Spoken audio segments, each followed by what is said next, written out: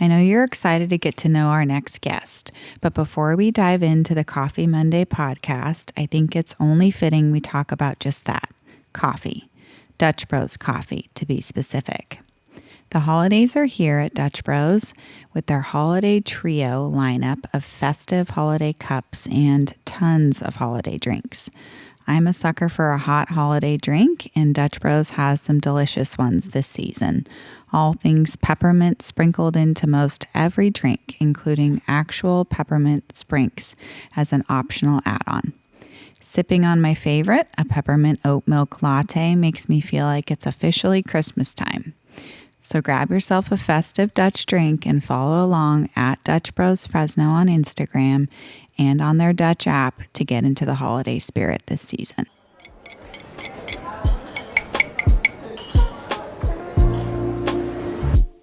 Coffee Monday is more than a podcast. It's a movement to reshape the way we approach Mondays and the week ahead. It's about embracing the reality that work doesn't have to dominate our lives. It's about finding that sweet spot where passion, purpose, and a cup of motivation connect. Filmed and recorded in California's Central Valley, join me, your host, Ray Pardini Matson, as I invite thriving professionals to share their stories of how they're crafting a life that's both vibrant and balanced. Well, Jenny, I think we're just going to dive in. All right. I'm so happy you're here. I'm happy to be here. Mrs. Jenny Wright, my friend, an amazing mom, wife, and formal title, Women's Holistic Hormone Health Practitioner. Good job. I know it's a mouthful. No, it's amazing. I want to make sure I get it right. And founder of Right Wellness. Yes. Mm-hmm. So excited to have you. I feel like we have so much to talk about. I think we could just dive right in. Yes. Yeah. And thank you for having this podcast. I listen every week and I think it's so great just learning about our neighbors and the community. And it's really cool that you've pulled it together like this. Oh, nice. Thanks, Jenny. It's been fun. Kind of keep it fun, right? Or why do it? Yes. So first things first, but first coffee. Yes. We both got the same thing. Oh, great. You're learning. Yes, I am. Jenny, you're teaching me your ways. Oat milk latte. Mm-hmm. And we'll go into why later and all the things. But cheers, sister. Let's start with that. Cheers.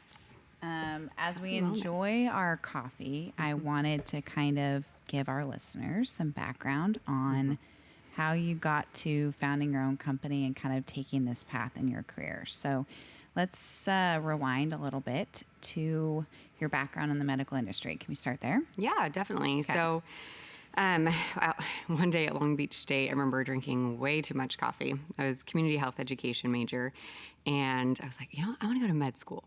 Like, let's do it. And I called my stepdad, who's an OBGYN, and I told him, and he's like, well, are you sure you really want to do that? It's a huge commitment. There's not good work-life balance. You won't be able to have a family. What about PA school? I was like, what's a PA? I have no idea what this is. Yeah. So I started looking into different PA programs, and basically, as a PA, if you don't know what it is, we are able to practice medicine. We can write scripts, we can order tests, we can do all the things. We just have to work under a medical doctor's license. Mm-hmm. So we're like a physician extender almost. We can extend the work of the physicians.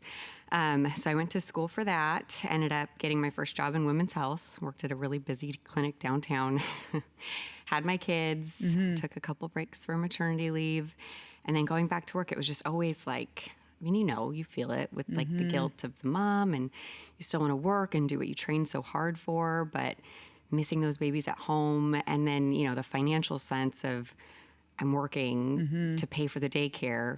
Why can't I just do it? Literally. Preach, sister. It's so much. And, I'm very fortunate. My husband is a very hard worker. He's created an amazing business as well. Mm-hmm. And so, we made the decision, let's have me stay home. And that was rough.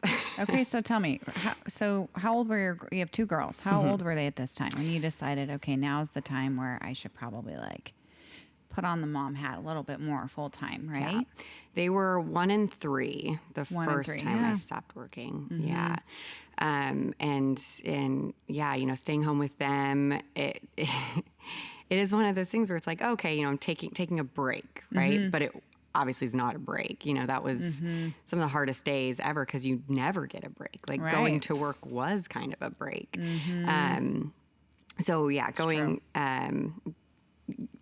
from there, I was always trying to find something else to do. Like I always wanted to, and I taught at 2 different colleges. I taught at 2 different PA programs while I was staying home with them, but I needed something day to day. So I kind of dove into a couple different of the MLMs, just, have community and kind of learn a little bit about business. Cause I'd always kind of wanted to start something myself. And it wasn't for me. I'm happy I did it, but it wasn't for me. But I learned a lot. I learned about growth mindset. I learned a lot about, building, building clients and having that relationship, which I never had to learn in, medical. Right. So yeah, I ended up going back to work, and again, because I was like, this is not working out. I'm miserable. Yeah. How old were the girls? They were, oh gosh, that's a good question. I think they were 2 and 4 or 3 and 5, so between there. Yeah. So I went back to work February of 2020. Oh my God, stop. And then psych. Yes. Well, yes. I mean, technically you're still obviously a, what's the word? Words are not coming easy to me today. The businesses that stay essential. Is that the word? Yes. Yeah. So I was an essential worker. Yeah. Apparently. I mean, everybody's essential. Like, why? 100%. I hated that term. But you know what I mean? Yes. It wasn't that what they called it? Essential. So you stayed, I can't remember. Is this when you went to Mason's. Yeah. So I went in Dr. Mason's office, OBGYN. So yeah, I went back to work there. I loved it. I love working with patients. I love procedures. Like I love helping. Like that's truly my passion. When I really dug in and done some work, that's what I've discovered. And, so going back to work felt great. But then it was COVID and schools were shut down, and I literally had to hire our part-time babysitter to be full-time home with the kids. Right. And it was so sad because she doesn't have teaching experience. She doesn't have these tools. And as great as she was, I was just like, this is just not what I want for my kids. Right. We were very fortunate that the daycare my kids went to, the director of the daycare took back some of her prior children that she used to take care of for COVID. Nice. And so, my oldest was still able to do the online work. So we ended up transitioning back to the daycare. That works. And so they did all their COVID stuff, online learning there. But that was a really pivotal year for me because I saw everybody else start to work from home, and I would still see my clients, your patients, I guess, day to day. And all the things they were complaining about, I think it was a lot of the stress from COVID started bringing out more and more people coming to the doctor talking about these things because as we were quarantined, we didn't have other people to vent to or talk to. So I just started hearing patient after patient saying like, something's wrong with me, something's off, like I don't feel right, I'm really irritable, I'm tired all the time, I'm not sleeping well. And so all these symptoms, and their periods would start to be irregular. And I didn't have anything. I didn't have the tools to help them, to help them through this. I'd order lab tests, I'd order their hormone, full panel, whatever I could order, I would. Right. To get answers for them, right? Yes. And then, I'd get the results back and I'm like, oh, everything's within normal range. Like, I don't know what to tell you, and I'm like, we can put you on the birth control pill to help regulate the periods or help with the symptoms. But, and thank God, like a lot of my patients were like, no, I don't want to be on synthetics. Like I want something natural. I want to fix the problem. I don't want a Band-Aid. And so that led me to do a lot of digging. So, and that year we were super slow in the office, and people weren't booking their appointments. We ended up doing a lot of like online prenatal care, a lot of what's it called? Video visits. Telemedicine. So we did a lot of telemedicine that year. So I had a lot of time. So I looked into a bunch of different, holistic, functional medicine, endocrinology, all kinds of any option I could. And then I found a women's holistic hormone health practitioner program certification course. And, I put in my 2 weeks with Mason's office. It was a little over a year after. So I, trudged through the whole COVID Yeah, good for you. Stitch for a year, and then I was like, this is right. This is what I want to do. And you've always been very health conscious. I feel even since we've been friends. I feel like you live a healthy lifestyle. you know? Took a while Or to just get there. conscious of like what you eat, what you drink, exercise. Aren't you a runner? Yes. Yes. Yeah. Yeah. And I will say I got a lot of that drive from my husband. So Really? like high school Jenny was like fast food 3 times a day. Me too. College. Oh my gosh. I was joking with a girlfriend about this recently who I went to college with, who was in my sorority. Yeah. And we were just like disgusted with ourselves at the things that we Oh my ate and gosh. drank in college, and how now, I mean, the more you know, right? Like now the girls in college are like drinking green juices and like, Gosh, they're so super ahead. healthy. And, you know, I was like, that was not me, though. I wish it was. I know. Well, we're making up for it now. Exactly. Yeah. Literally. That's how I feel too. So that's really cool. So you kind of took the leap and not only, you know, took a, I think, very similar, natural, no pun intended, path in your career, but you also started your own business, which can be scary for a lot of people. How did you feel about that component of it? It's something that I always wanted to do, and yes, it was always scary, so I never did it. Also, you know, being a PA, you can't start a medical business as a PA. You have to have a supervising position. Okay. So even if you did start a business, you can only own 49% of your own company. A physician has to own 51%. So, and I had written a business plan at one of the times that I did it 2 separate times, the whole stay at home mom thing. And one of the times I wrote a whole business plan. I had like a women's wellness center and like doing all the medical stuff.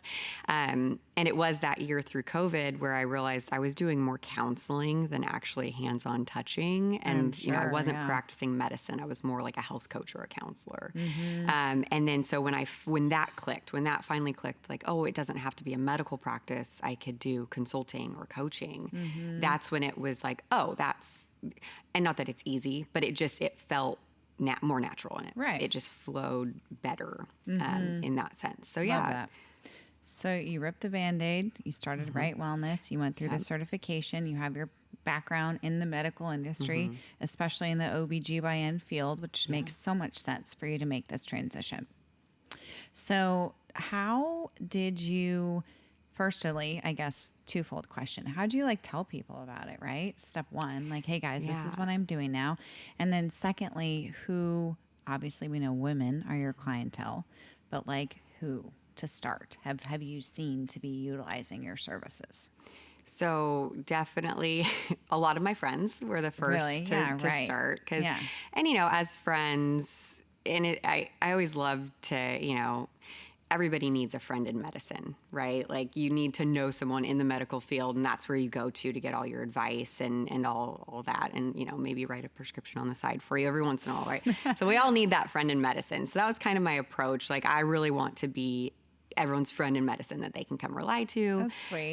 You know, get taught the things to advocate to their doctor for. So it started naturally with my own friend group. And then, you know, like my friends and family would be like, oh, I have this one person who was just complaining to me about exactly what you're talking about. Let me refer you. I do, you know, I post a few things on Instagram here and there just to put information out, but my Instagram is more my personal stuff, and I just kind of post what I'm doing sometimes. But I did get a lot of traction just, I'm sure, just through that network of people. A lot of just friends of friends to start. Love it. And then obviously women. So I feel like even though both of us are moms of young girls, your girls are a little bit older than mine. And you probably have a lot of friends who have like kids a little bit older or kids a little bit younger or just starting to have a family. So talk to me about the different, like almost like hormonal phases, if you will, of women that come in, right? So there's those that are in their childbearing years, right? So talk to me about that and like kind of, right? Am I explaining it right? You can obviously help me with that. Different phases, essentially. Yeah, exactly. Okay. So you have like your childbearing years, which is, you know, early 20. And it's sad that like at 35, right, we're like advanced maternal age. I had a geriatric pregnancy with MJ, and Mason is my OB. Love him. Love everything about his office. And I had to giggle at that. I'm like, wait, seriously? I've had 2 other kids that are not that far apart. Like, and now all of a sudden I hit 35 and you're like, I know you're old. I mean, so you have, I mean, basically after puberty, right? Or childbearing years all the way up to, you know, into your 20s and early 30s. So you have those, you know, prime childbearing years, we'll call them. And then you have the post childbearing years where, you might still be of the age where you are that childbearing age, still have good ovaries, good eggs, all the things. But it's, after that phase of your life. And that's not really a physiologic thing. That's more of when you stop having kids. And then you kind of have the perimenopausal phase, which is pretty vague. And it's not, it's not a one clear, this diagnosis is perimenopause. It's more of like a combination of symptoms, a lot of things happening in the body, less frequent ovulation, lower progesterone levels. Typically, we see high estrogen levels in this phase, which we can talk about estrogen dominance, but I don't want to go too much into For sure. Bring it on. all that stuff. Yes. But yeah, so you start, the perimenopausal range, you start getting into this estrogen dominant state. And that's really what kind of wreaks havoc on the whole system. A lot of things can get us to that estrogen dominant state, but definitely aging is kind of a natural way that does happen. We also have all the environmental insults and the culture and our toxins, everything leads to that state. But then you have the menopause and then the postmenopausal phase too, which is, 12 months without your period is considered menopause. I was wondering. I was literally just going to ask that. You beat me to it. Interesting. So essentially the a year defined. without your period, you're considered you've gone through menopause. Exactly. Yeah. And then obviously postmenopausal, right? And what to expect then. So I feel like it's like parenting in a nutshell in some ways. It's like right when you think you got the hang of something, things change. Yeah, you don't know, want to get too comfortable. or a next phase begins with new challenges. I don't know. That's how I feel. Can you tell? Yeah. I see. So that's interesting. So starting off, I imagine a lot of your clients, since they're your friends around the same age, they're probably either childbearing years or post-childbearing, right? Right. But have you since seen clients that are maybe older or going through different like the menopause range? Really? Yeah, so I do have a few, and my target audience is what I know, and I'm always like my own guinea pig. So I love working on women who are in the same phase as me, just because I feel like, because I've personally experienced and gone through it, I can better help. But yeah, I mean, I have the knowledge and the tools, and I do have several clients who are in that, getting close to menopause or post-menopause, who are on hormone replacement therapy. And I do the monitoring, and, I don't do anything with prescribing medications or changing dosages, but I can be that person's health advocate and teach them how to advocate for what they need. Yeah. I mean, that's kind of what you've done with me. So kind of just transitioning into that. Obviously, we knew each other personally. I got to know more about what you were doing in this next chapter of your career, and I have been going through your 8-week program. So this is perfect timing. We're at the conclusion. Yes. And I feel like I've learned a lot, first of all. And I feel like, at least with my situation, when I was pregnant with MJ, my youngest, I had a huge lump on my neck. I noticed it. I was insecure about it. Dr. Mason said, yeah, you should definitely get that checked out. Fast forward, without getting into too much detail, I was diagnosed with postpartum thyroiditis, and I had to get my thyroid removed. So I will forever be on thyroid meds. But I really have loved working with you because you're conscious of that. You're consulting me on like what labs to ask for from my endocrinologist, and your thyroid's connected to a lot. Oh, yeah. And you've taught me a lot about that too. And I feel like I heard the statistic 1 in 8 women experience some sort of thyroid issue in their lifetime. Yeah. That's a lot. It is a lot. And there is, there's a physiologic reason for it, of course. So with hormones, they don't only tell other, your cells what to do. They also communicate with other hormones and tell their hormones what to do. So estrogen and thyroid do have a very close relationship, where that estrogen dominance that I was talking about typically lowers your thyroid function. So that's why we see so many women in this, around age 35 and older, we start to experience that slower thyroid function, and it is that estrogen dominant state that lowers the thyroid. Also, with the case of thyroiditis, it's usually autoimmune. So there's a genetic component there. And to have a genetic trait kind of exposed or start to show symptoms, you need the genetic component there, but then you also need something to set that off or trigger it. So think of you have the family history of thyroid issues. Right. That's like the loaded gun. Right. Okay? You have a loaded gun. But you still need the finger to to pull the trigger. And that typically is something very stressful, whether it's, either chronic psychological stress or a physical stressor like pregnancy. Having a child, there's that. Yeah. Yes. So pregnancy is like one of the most stressful things that your body can go through. And it's a perfect storm. Like women are just set up to be a perfect storm for thyroid issues. That's why it's more common. And to your point, the autoimmune, I have celiac disease that runs in my family. So autoimmune disease with thyroid history, just a recipe for something to happen there. Perfect storm. Yes. So with that, 8-week program that you go through, which we'll talk about that. I think that there's different components of each session that I've gained something from and learned something from about how certain hormones kind of speak to each other and how things like our thyroid and certain other glands it's all connected, right? Yeah. So at least from my perspective and feeling like I'm fairly knowledgeable about the holistic space, I've always seen it as like, instead of putting a Band-Aid on a wound, you're finding the root of the issue. Exactly. With your work, which I really have loved and strong believer in. Yeah. So do you mind sharing about like what the essential pillars are of what you teach your clients?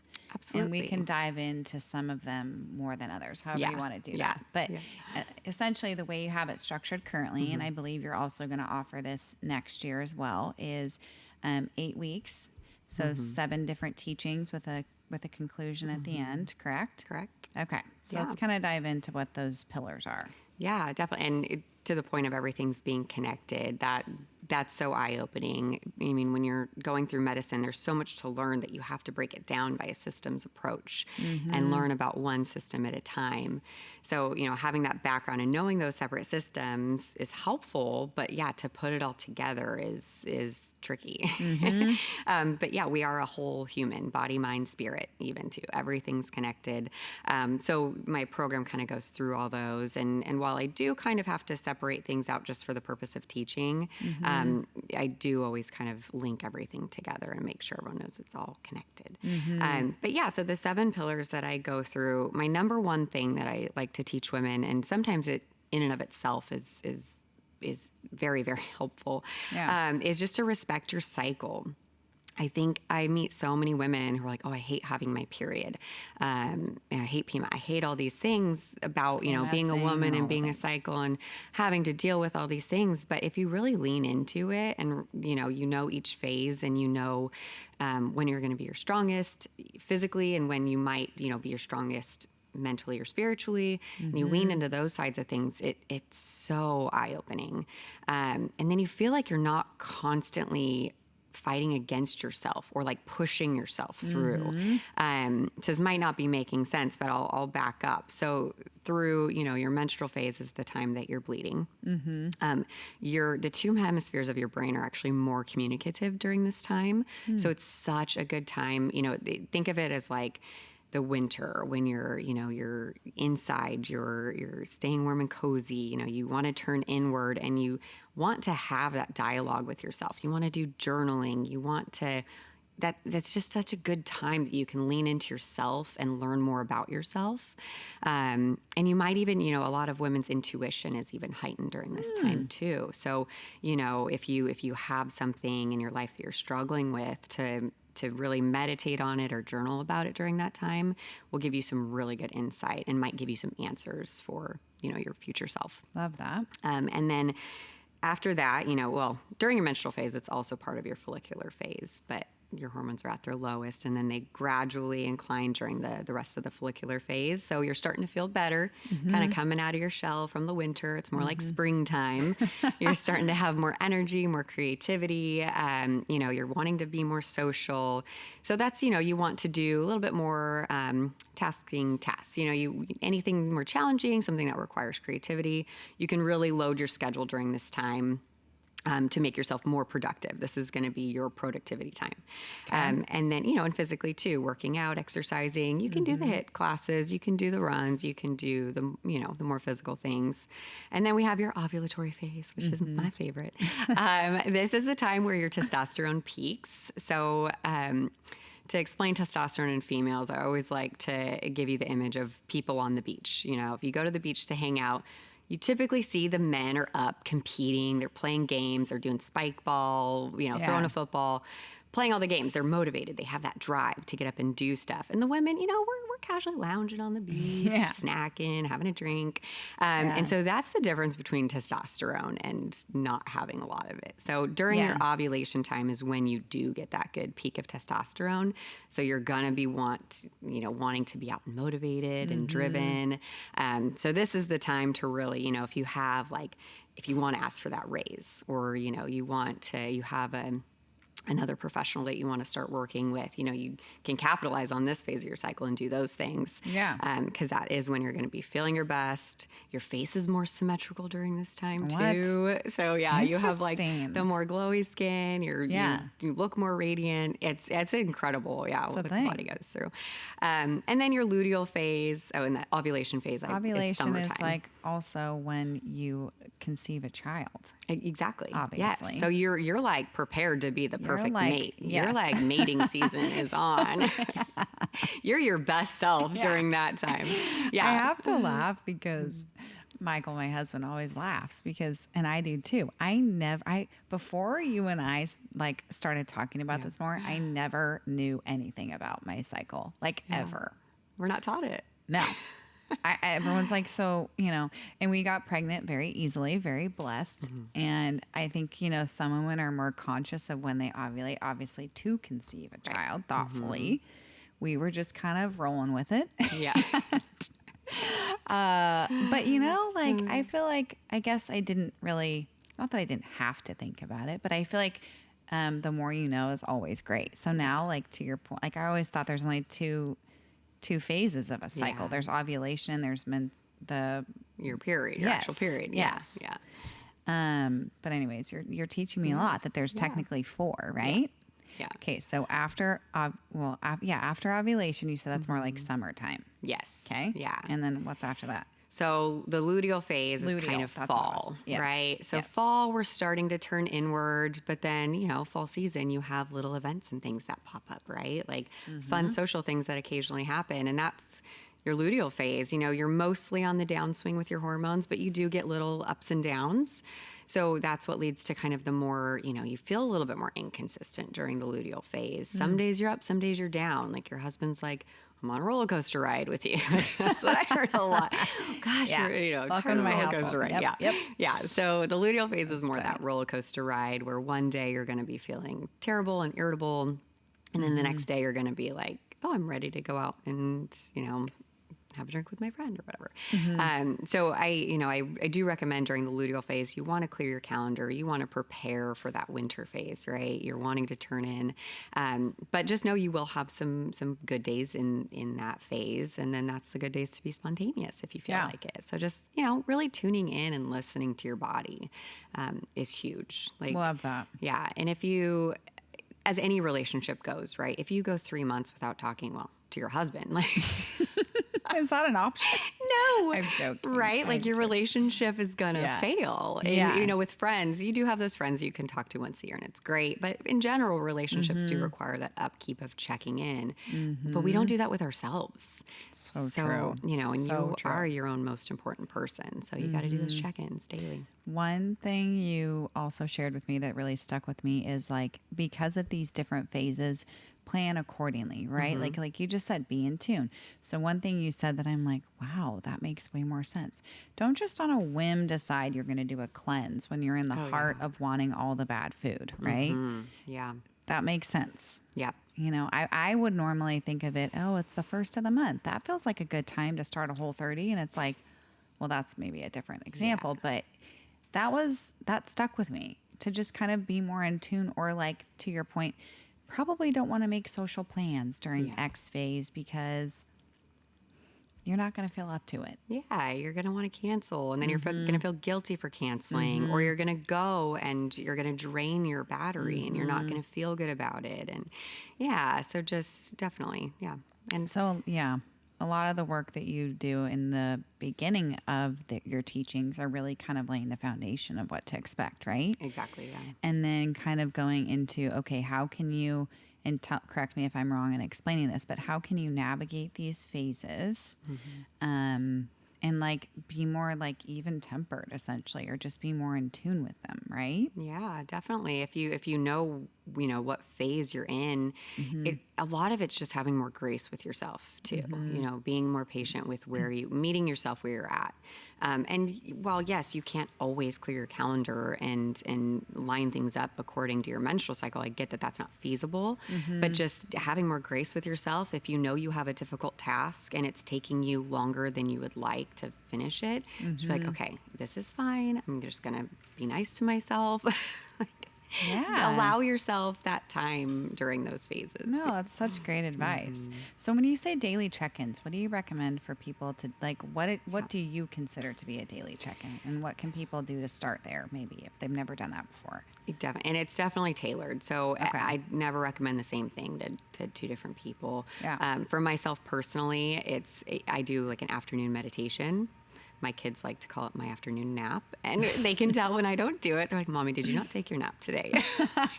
You're right, I didn't. Mommy's a little feisty. I I'm know, joking. but yeah, just some sort of daily self-care that allows you to just turn everything off for a little bit. And it doesn't have to be, I mean, I do love the idea of journaling because you get to know yourself and your thoughts a little bit better.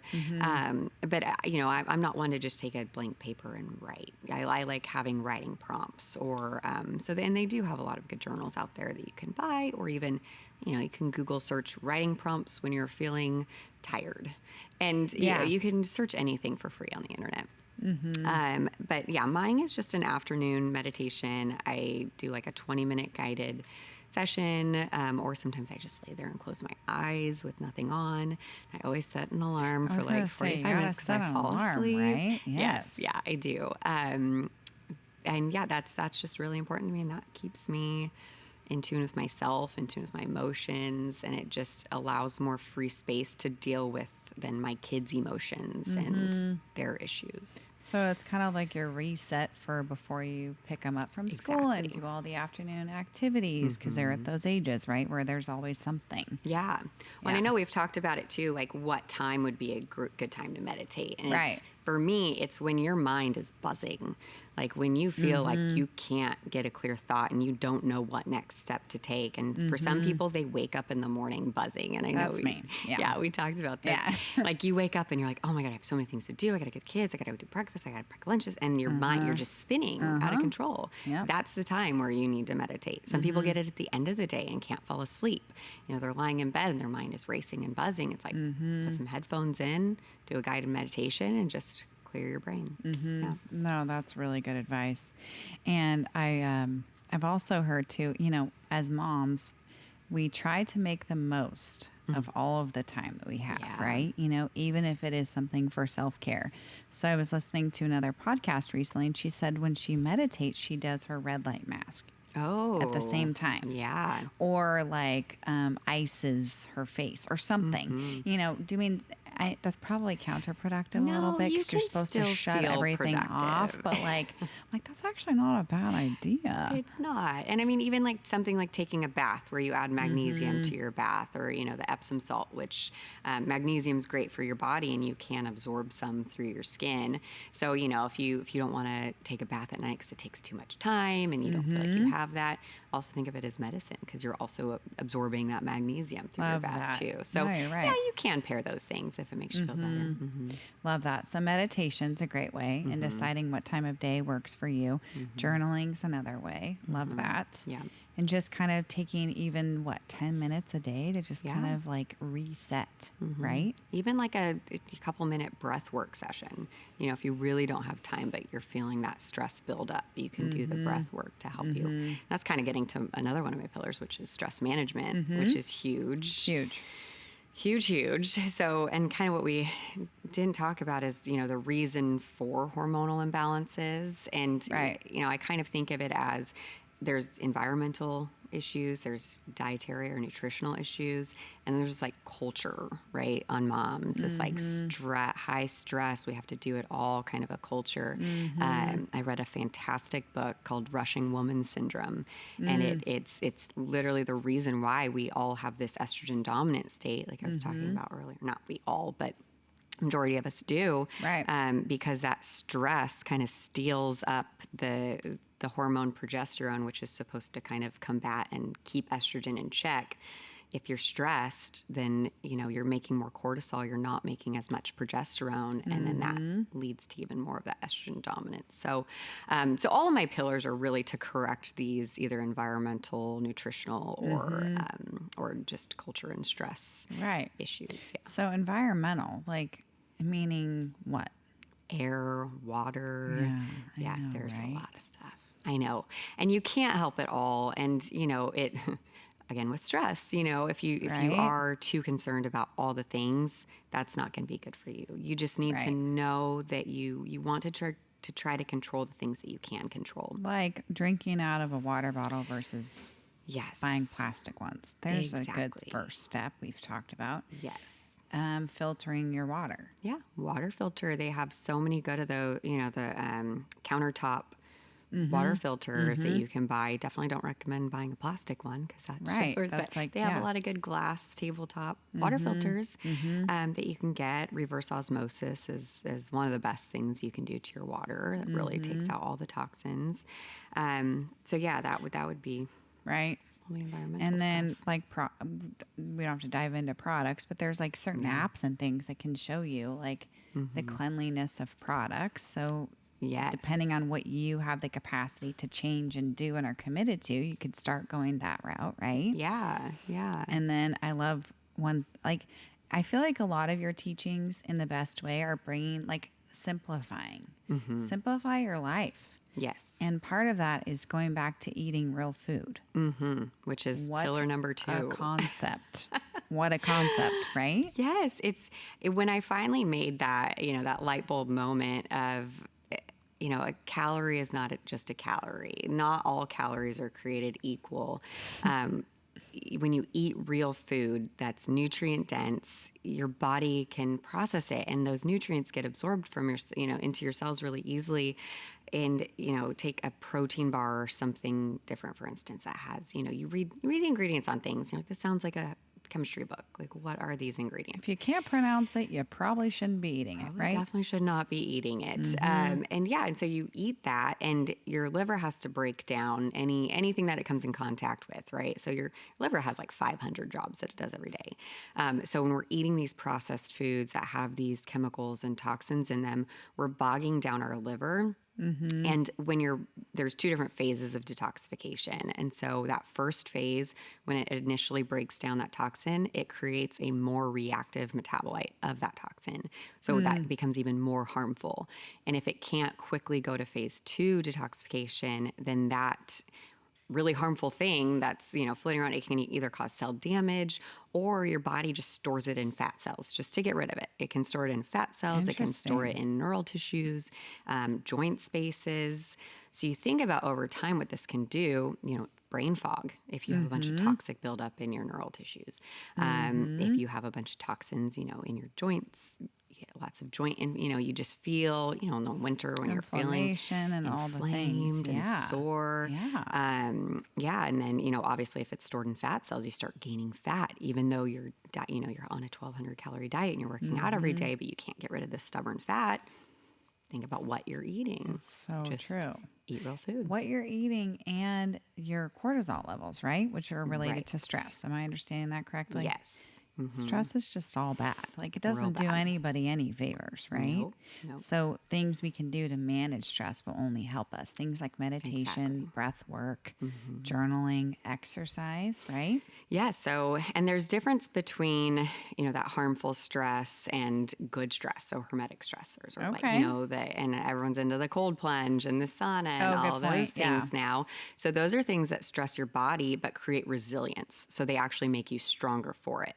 HIIT workouts is another thing that, doing them sparingly. If you do HIIT workouts every single day, long period of time, you're going to crash your whole system with the cortisol. So, choosing when and where to put those in, and you're challenging your body and you're creating this stress resilience is a way to combat that harmful stress. That's a really good point about like healthy stressors.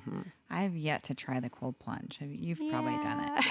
Brian does it, right? Yes, he does it like almost every morning. Stop. I know. Talk about a wake up. That would wake you up. Yes. Yeah, you don't even need coffee then. Oh my God. But I still would. I have some friends who, yeah, same. I have some friends who do like cold shower, like ice cold shower. Yeah. I don't know that I have the self-control to stay. And it's about, it's gaining control of that Yeah. response. That's the helpful part, right? So you get in cold and you want to hyperventilate. Your body is like in like survival mode, right? It's like, get me out of, I'm going to die in this ice bath. And so, yeah, you really need to slow your breath, slow your breathing, control your thoughts. So it's that gaining control aspect that's going to be helpful. For sure. So I feel like I'd be remiss if I didn't ask about how coffee plays into this. Yes. Coffee probably could potentially be bad for things like anxiety, right? Yes. But like for those like me, let's be honest, I know you love coffee too, but just I love the taste. I love the ritual aspect of it in the morning. Like, what's like a healthy relationship with coffee? I guess everybody's different, but in general, what would you say about that? I love this question because I have so many clients who are like, I'm not giving up coffee. Like they come to me and they're like, whatever you tell me, whatever, I'm not getting. I'm like, that's fine. I'm not going to force you to give up coffee. I love coffee. Yeah. But yeah, best case scenario with coffee, you want to, and I learned this from Andrew Huberman, you want to delay your coffee 1 to 2 hours in the morning. This is kind of to complement that natural rise in cortisol instead of spiking your cortisol early. So when you first get out of bed, your cortisol is lowest at night, right? It has a diurnal pattern. So it's going to be highest in the morning, and then it's supposed to slowly drop off throughout the day. And then you can sleep at night. It goes super low at sleep, starts to rise right before waking, and then it peaks. I think it's like 30 minutes to an hour after waking. But if the people who like open their eyes and turn on their coffee maker right away and start drinking coffee before they've even fully woken up, that's going to cause a spike in your cortisol before that natural spike. So then and then it crashes, and then it just messes up that pattern of cortisol. Makes sense. The healthy pattern. Yes. Yeah. And so that over time can really lead to just crashing out the whole system. Yeah.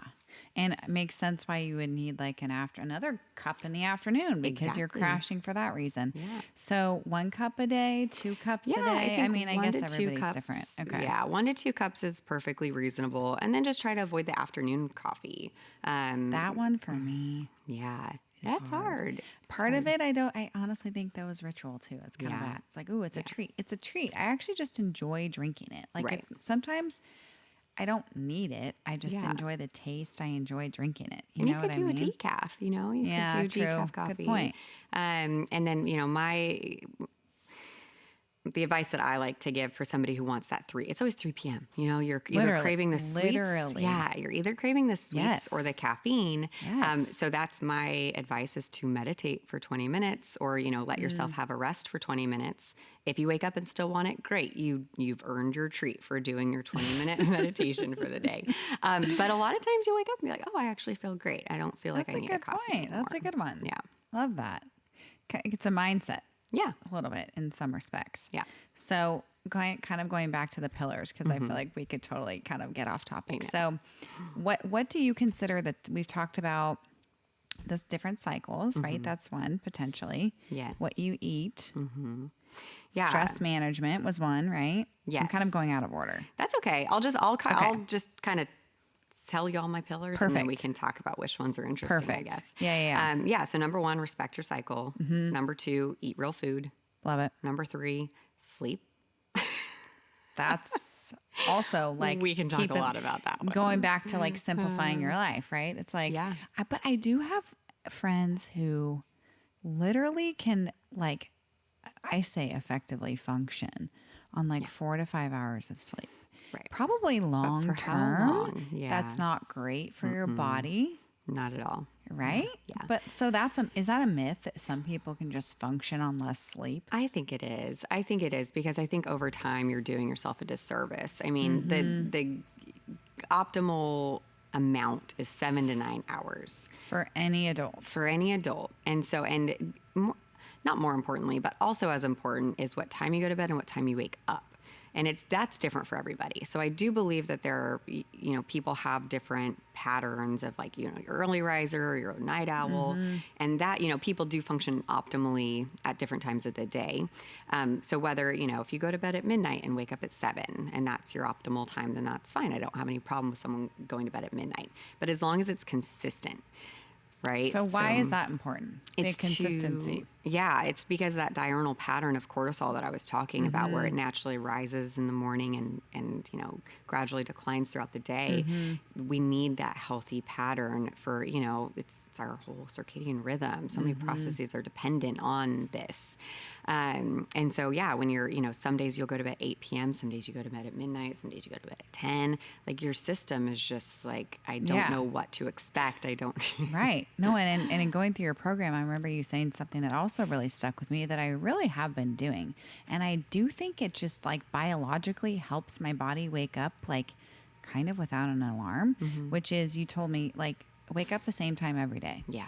Even on the weekends, which is no problem in our household because our kids pretty much wake us up, which is fine. But like I've been trying to get in a better routine of waking up before them and having time to myself in the morning to meditate, to get ready by myself in peace, those sorts of things. So that I feel like has helped. Yeah. And it's hard to do on a Saturday or a Sunday when I'm just like, can I sleep in, which is essentially 30 minutes more. Right. But I do feel like it's like my body clock is like adjusting. Yeah. And also you can wake up at the same time, but still enjoy laying in bed and like reading your book or journaling or, you don't have to get out of bed. And so that's the luxurious part about the weekend is still waking up at the same time, but having that slow, yummy morning to yourself. And I also do want to stress that there's different seasons for this, right? So somebody, waking up before my kid, I have a 3-month-old, right. like, okay, yes, within reason. So there's different seasons for these things, and having newborns is not the season to focus on trying to wake up before your kid. Survival. Yes, where they are. Yeah. Yeah. So no, that's a good point. Okay, so sleep is one. Yes. Drinking water. Yeah, that I definitely could work on. I know. I love that you texted me this morning. Oh, bring your own water. I'm like, really? Please show the water. Jenny rolls up with this. my daily. Yeah.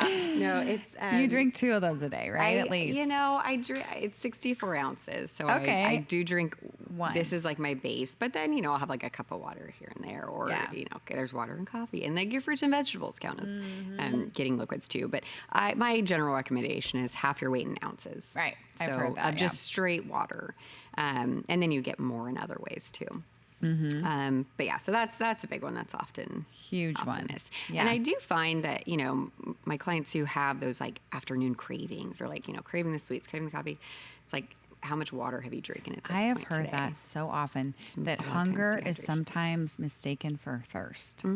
Yeah. So not saying starve yourself, but like truly, and I've felt that. It's bad. I mean, definitely need to work on that. Yeah. So a lot of times if you feel, and to me, it's not that hunger, like, when your belly rumbles and you're actually hungry. Right. That's not the type of hunger we're talking about. It's like that snack or you're like craving something, but you're not satisfied. Totally. Like, I think I want chips. And then you have some chips. No, that wasn't what I wanted. I want chocolate. And then you eat chocolate. And you're like, no, I'm not satisfied. So it's more of that like cravey, snacky. A lot of times that you're just thirsty. You just should have drank more water. Right. Today. I've heard too that sometimes to kind of delay the coffee in the morning, that like hot water with lemon in the morning. I love that. Like first thing. Yes. Because it gives you the sensation of like drinking something warm in the morning, kind of like coffee would be. But doesn't it help with like digestion too? Or did I make that up? No, yeah, there's lots of different benefits of that. First of all, you're getting a nice healthy dose of vitamin C first thing in the morning with the lemon. It also helps to set the pH balance of your gut first thing in the morning. It can aid in digestion.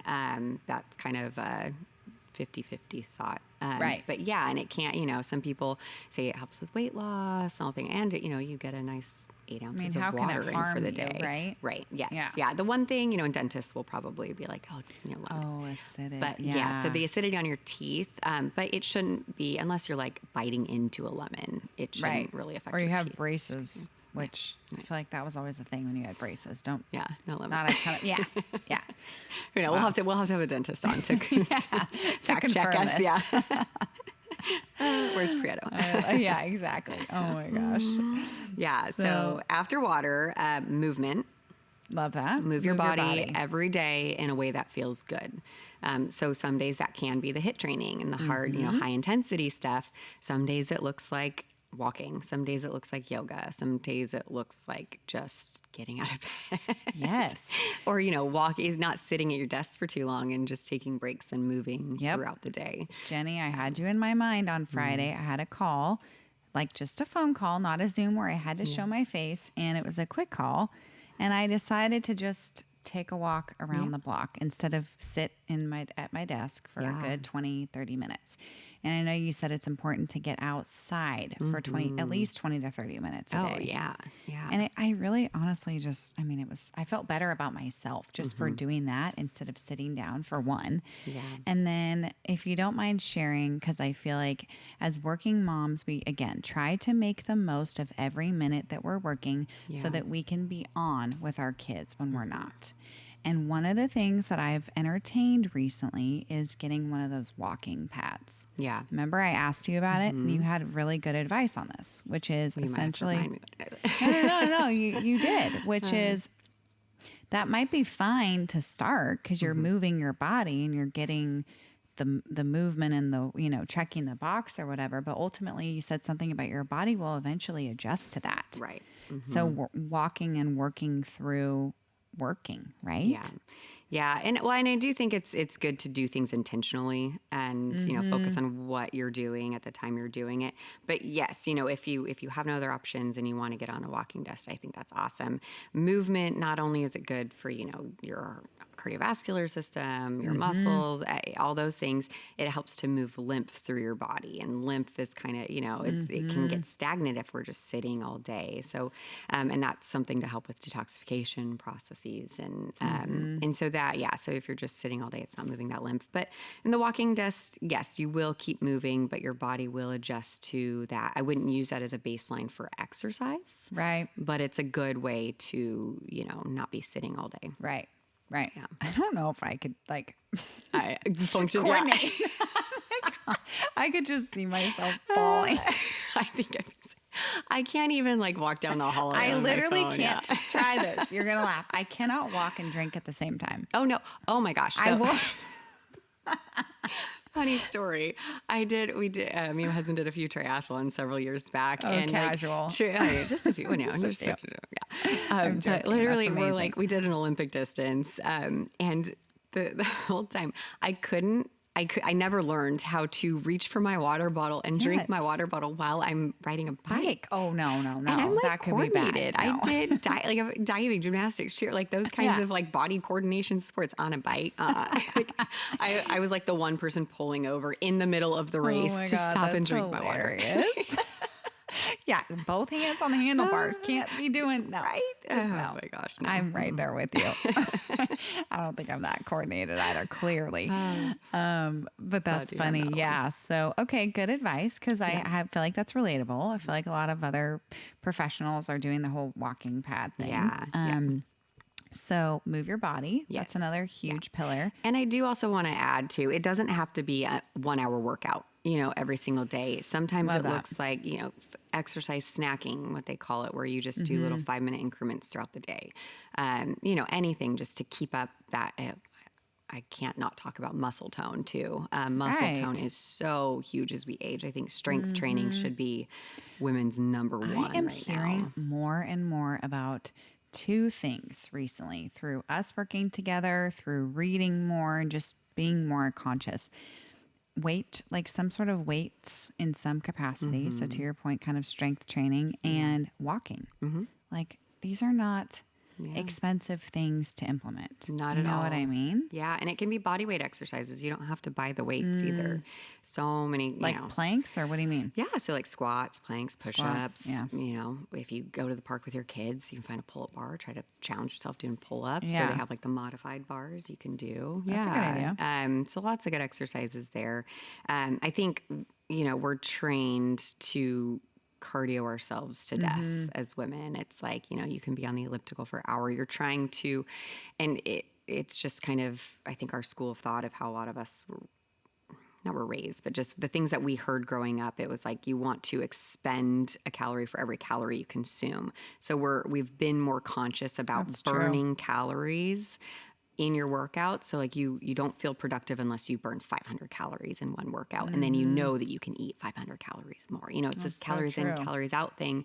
But, you know, when you think about strength training and you're building your muscles, you're actually improving your metabolic rate. So you're burning more calories at rest when you build your muscles. So it's not necessarily about how many calories you burn per workout. You know, like I said, with the muscles, you know, you have that more muscle tone, you're gonna be burning more.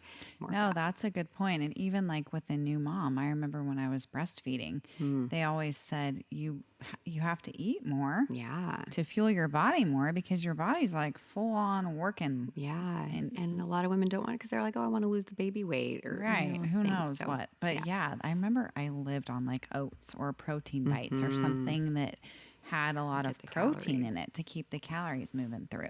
Yeah. So moving your body's obviously huge. That looks different to everybody, but there are simple things that you can implement in your daily that you don't have to your point, set aside an hour and a half, whatever, which I love that. I feel like sometimes I keep going back to like having kids and post having kids, but I think this could apply to anybody, which is sometimes starting a new thing can be intimidating. So maybe you aren't normally used to exercising and you're like, oh, I'm just not going to do it. I don't even know where to begin. Yeah.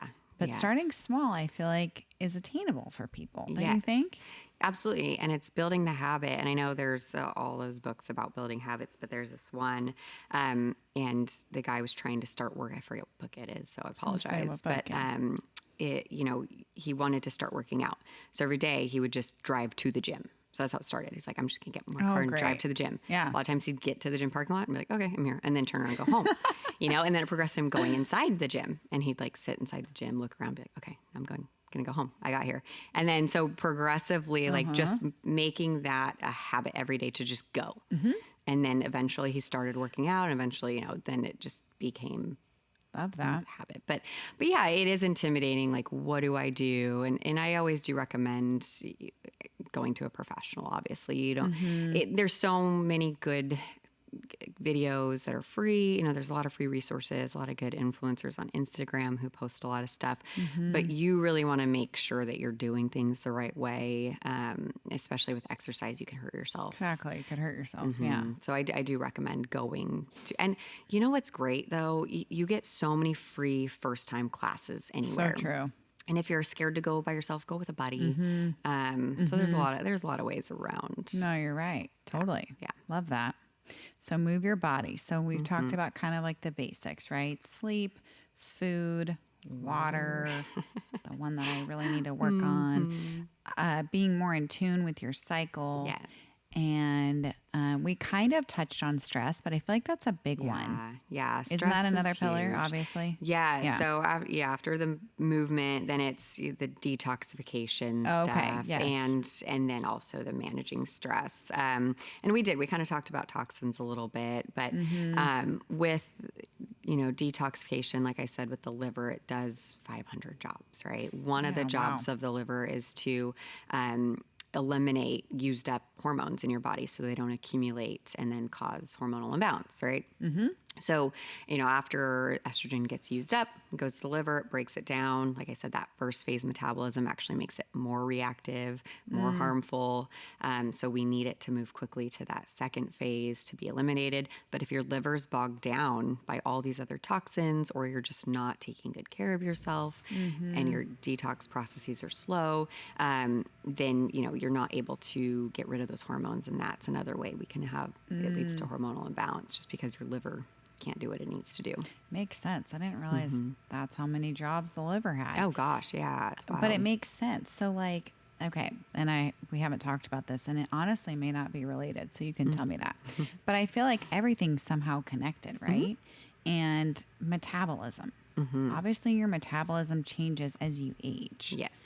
So all of these things probably support healthy, right? Like healthy metabolism, or I don't know. Well, and that's a lot of the thyroid too, which is a hormone. Right. Yeah. Yes. Yes. And that it does slow as we age, but and I read a lot about like functional medicine and longevity. There's always so many like longevity science. Have you scientists seen that are the, oh my gosh, Living to 100 or whatever? yeah, the so I Blue follow Zones like and all that. all those people, and Yeah. it's just fascinating It to me. is. So their theory is that aging isn't just a natural process. Aging is an actual disease, and finding the root cause. They're trying to find the root cause of aging to fix that, because aging is just kind of a symptom. I know. It's Isn't that so a weird concept? Yes. Yeah. It is. I know. It's really fascinating, It is, honestly. yeah. And to live a longer, healthier life, I think, is the key, Yes, right? Like yeah. nobody wants to live longer if they're unhappy or unhealthy, No. right? Yeah. So that's just on a side note, really fascinating, Yeah. interesting. So, Gut. oh yeah, we didn't gut. talk about gut. All the So gut health is gut huge. health. Yes. Yeah. Yeah. Our gut takes so many insults daily, and I'm starting to do even more research into, because gut and hormone health are super closely linked too. So, you have the liver doing a lot of the work of breaking down these used up hormones and other toxins, but then the gut has to eliminate them, right? And if you have a defective gut, or if you have leaky gut, or, Yeah. you don't have the right microbiome, your bacteria is off. A lot of those used up hormones and those toxins can actually get reabsorbed into the body instead of being eliminated. And I know, as we go into each of these things, it does sound more complicated. And I don't want it to sound like, oh my gosh, this is too much information. It's complicated. Well, I it's think really a lot of it is just simplifying being that, but also being in tune. Right. You have to know what's happening. Yeah, like I think, somebody probably could ask, well, how do you know you have a leaky gut? How do you know you have gut problems? Yeah. You're going to know. Yeah. You're going to have tummy problems. You're going to have issues, pain, discomfort, irregularities, all the things. Well, and a lot of autoimmune things come from the gut too. Totally. Yeah. I mean, celiac disease is obviously, I keep going back to that, but that's a huge it's one that piece in our family. Yeah. So interesting. So, but the toxins piece too can not only relate to what you consume, like food and drink, but also like we've already kind of touched on like environmental things, right? Like products is a big factor. Products is huge. Yeah. And I do definitely want everybody to know about the app. It's EWG's Healthy Living app. And that it's a great tool. You can, as you're shopping, you can scan the barcodes of things, or you can search different things, and it gives you a rating. So, and it explains the rating on there. So you want, I think the lower numbers are the healthier things that you can do. And then you want to avoid anything that's like 5 to 10 or whatever I might be misquoting the ranges, but it'll just be to help guide you. And it is overwhelming. And when we get to this week in my program, I do one-on-one consults with everybody. I have them write down like their most used products that they use, either daily or weekly. And then I search for healthier alternatives. And I don't want anybody to ever feel like, oh, okay, I have to throw all these things away and start, buy a whole new collection of everything. But one thing at a time, or when you use something up, just be more conscious of, okay, what can I buy to replace this that's not as bad? 100%. So little small manageable steps over the 8 weeks. I agree. And just, love that. Attainable, I feel, for people. To your point, once it runs out, the natural next step would be to replace it with something that's a healthier alternative. Love that. And knowledge is key. Like once you know better, you'll do better. So, but you have to know better. 100%. Yeah. 100%. Yeah, I know. Because I feel like there's a lot of people that are like hardcore in the clean, like the products and all the things, which I think is amazing. Like that's good for you. But I feel like sometimes it's like, okay, well, that's not realistic for us right now. Yeah. It's overwhelming. Yes. Yeah. So I think that's great that you break it down for your clients to be like, okay, these are suggestions that you can start incorporating in your daily or your household or whatever. Yeah. The big ones. Love it.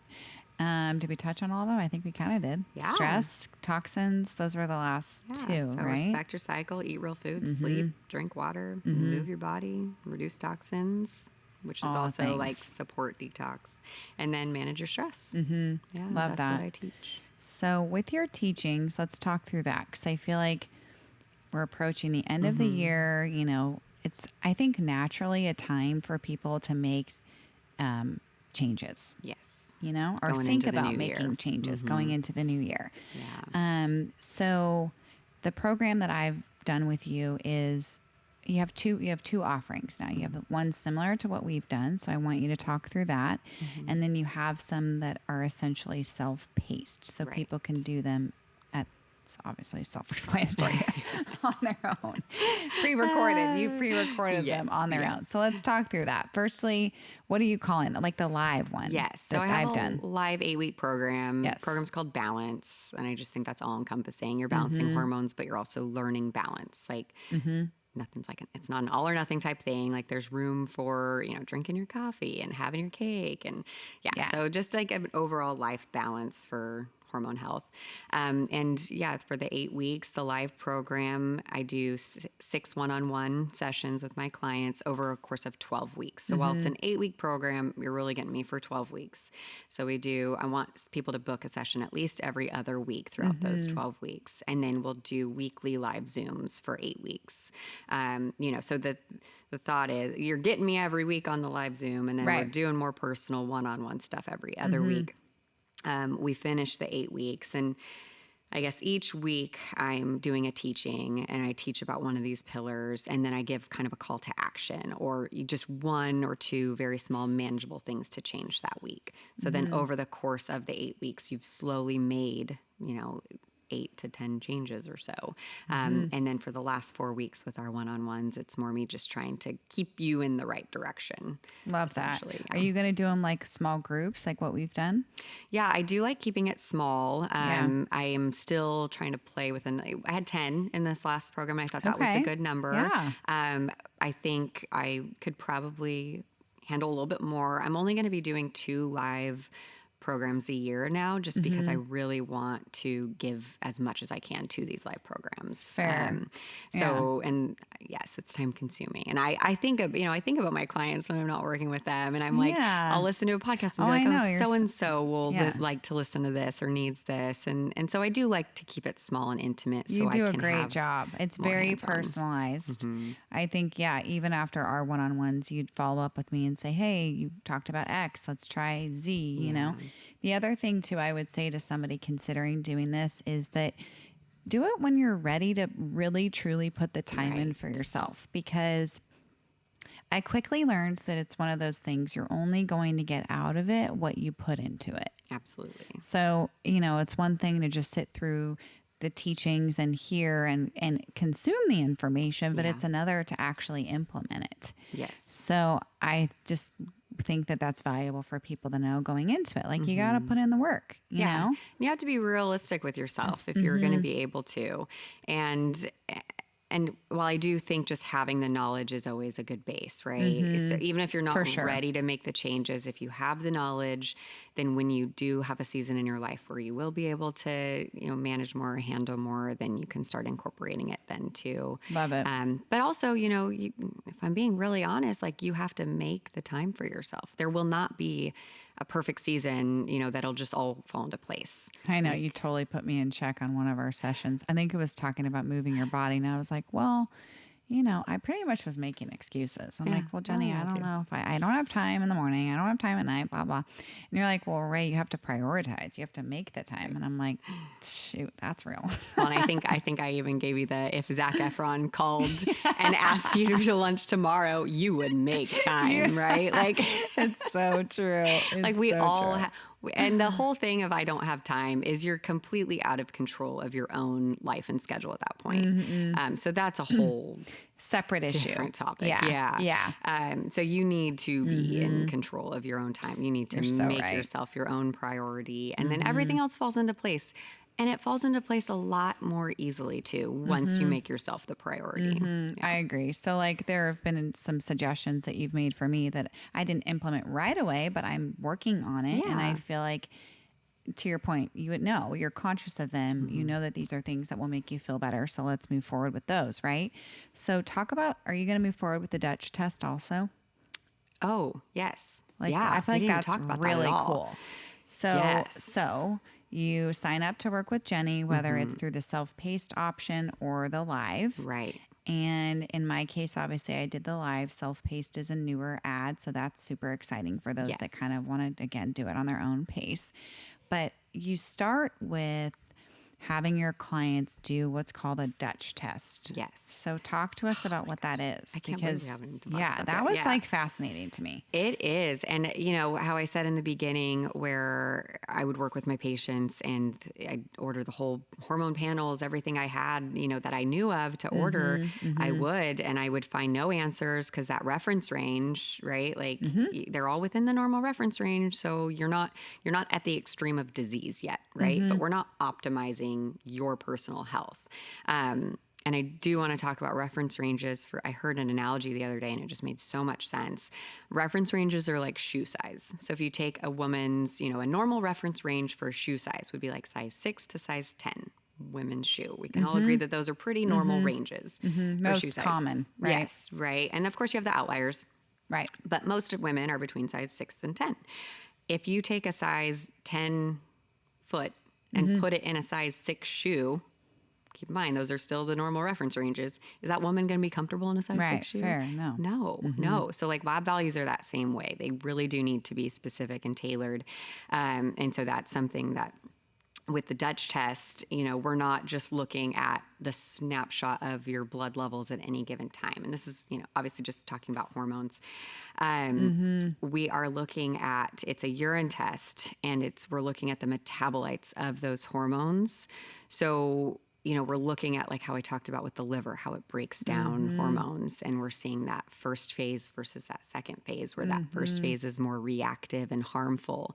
So we're seeing how your body is processing and metabolizing these hormones to give us, you know, a more dynamic picture of your hormones as opposed to just like that snapshot in your blood with that super wide reference range that tells us nothing. So that's so true. And I feel like there's so many other things. Everybody is so individualized. Yes. Like I've seen like on that, like My Chart or whatever, the medical app that you have with some of your providers, I remember when I was pregnant, right? And you would get your blood work or you would get certain tests done for certain levels. You can literally see, here's the normal range. And here is where you fall, right? Yeah. But that's kind of relative is what you're saying. yes. Yeah. So interesting. Yeah. So working on, you know, optimizing your own personal ranges, and the Dutch test it checks hormones. So, you know, the panel that I do, it's estrogen, progesterone, testosterone, DHEA, and then you have the metabolites of those things as well. They also have what's called organic acid tests. So that's really cool. And I'm still learning, you know, diving in more on, you know, what all that means for hormone health, but it rules out a lot of other causes for some of the same symptoms you have with hormonal imbalance. So for instance, low energy, it could be a vitamin deficiency. So we're checking, you know, vitamin B6, B12. That was my situation. Metabolites. Yes. So, I was you know, deficient in vitamin B. Yeah. And so, and that can be, obviously fatigue can be like a cortisol issue, or it can be a thyroid issue, or it can be these nutritional deficiency issues. You know, it also checks, there's an indicator for gut health on there. So checking the gut markers. We also check like biotin. So hair loss is a really common complaint for women with hormonal issues. But, you know, is it just a biotin deficiency and is it not hormonal? So we also have these checks and balances kind of within this test to really hone in on what's causing symptoms. Interesting. And the root cause of the symptoms. And I bet obviously you start your teachings and your information sharing from the beginning, but I feel like for the personalized one-on-ones, that really gives you like a much better understanding of what your clients are going through, right? Yeah. So my pillars are meant to just be broad. Everybody, these are like the foundation that everybody should be doing. And then the one-on-ones, I look at the Dutch test and it is the more tailored recommendations based on your specific hormonal imbalance. So I don't really recommend the same supplements for everybody, right? It depends on your own specific results. I don't recommend the same exercise routines for everybody. You know, we can tailor certain exercise to your specific hormonal imbalance to really optimize your hormones. So it gives us such a better picture. So cool. Yeah. So you're going to continue with 2 lives next year. Yeah, February and August. Okay. Will be the start dates. And then the self-paced program, I have a lot of women who want to do the program, but they're intimidated by getting on live Zoom. And I get it. It's hard to put your face out there. And I don't want people to just have their camera off and volume off. I want them to be interactive on the live Zoom. So if it's I will say that was like really fun. Yeah. I mean, I knew like one other mom, but I met others through it. Yeah. And there was only a few on every session. You give us multiple days and times to choose from per week, which was really great. Mm-hmm. Different days, obviously, and different times of day, depending on your schedule. And again, making it a priority. Yes.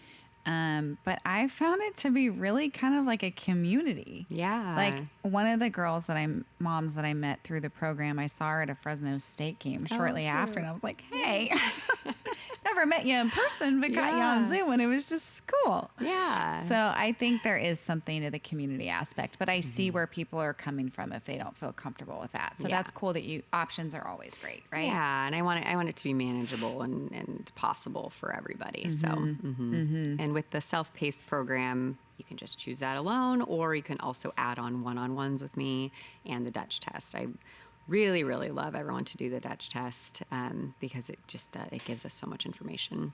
Mm-hmm. Yeah. Love that. So to get more information about your services or just, inquire, you're active on Instagram at Jenny N. Wright, correct? Post a lot of food. Love it. Really great recipes and inspo. And then getrightwellness.com is your website. Yes. Mm-hmm. So there's two things, Jenny, that have really stuck out to me that I would love to leave with our listeners. One, you mentioned being your own, your best advocate for your health, right? Yeah. Mm-hmm. And sharing more about, having wellness be approachable for everyone. I think that's huge for what you do. Yeah. Yeah. So thanks for being here. Thank you so much for having me. This was so informational. I hope that many women that are listening are inspired to be their best advocate and make some of them starting simple changes to kind of get to a better path, and navigate the hormonal changes that we naturally have to go through. And you know yourself best. You know if something's wrong, and trust that intuition, find answers. Yeah. You need to really advocate for yourself and fight for what you know is not right within you. Mm-hmm. Truth. Yeah. And on that note, I think I need to drink more water. Yes. So. Thanks for being here. Thank you so much for having me. Yeah. Thanks for tuning in to the Coffee Monday podcast. We've had so much fun with you this year. Thanks for listening. Thanks for all the feedback, and thanks for all the love. We'll be taking some time off this holiday season to be with our loved ones, and we'll be back with more episodes this January. Happy holidays, everyone.